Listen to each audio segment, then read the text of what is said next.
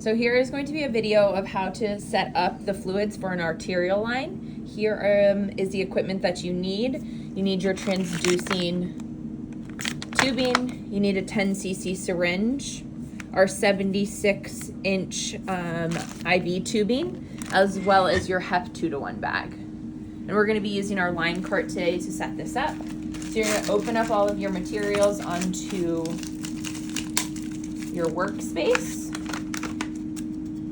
And when you open up your pressure tubing, it comes with the pressure tubing already on it. Here in the PICU, we don't use our pressure tubing, so you'll see this part, it has the spike. You are going to disconnect this piece and throw it away.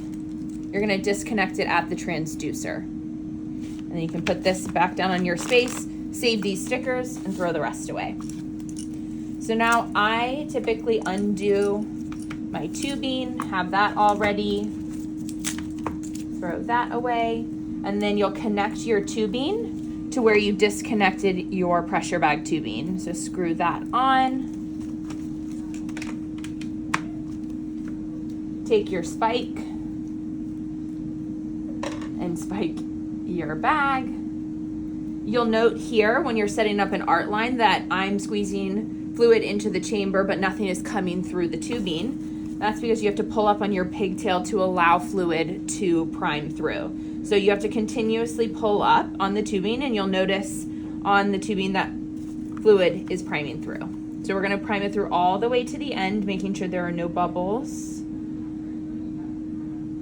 And while we're doing that, just to mention, with your stopcocks on your arterial line, you're going to have to prime those as well.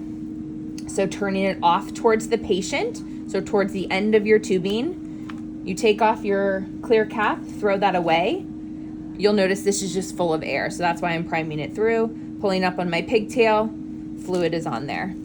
I'm now going to add my 10 cc syringe on the stopcock location closest to the transducer. In order to fill the syringe, you're going to pull up on your pigtail and simultaneously pull back on the plunger of your syringe. So I've primed through there. Now we're going to go to our other stopcock closest to the patient, turn it off towards the patient,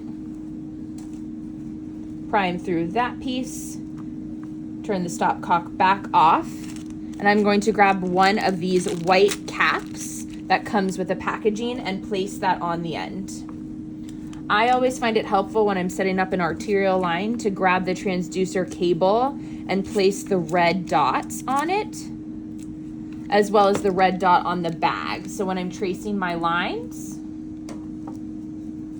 I'll know where I'm going. And then it also comes with these colored stickers. We're obviously doing an arterial line, so you pull off arterial and place that on the transducer as well. Then you would label your lines, the tubing and the bag. If it's HEP 2-to-1 out of our Omnicell, are both 4 days. So you'll place our white stickers onto the lines with the appropriate dates. And then you'll program it into the pump. We typically run our HEP 2-to-1 at 2 mLs per hour.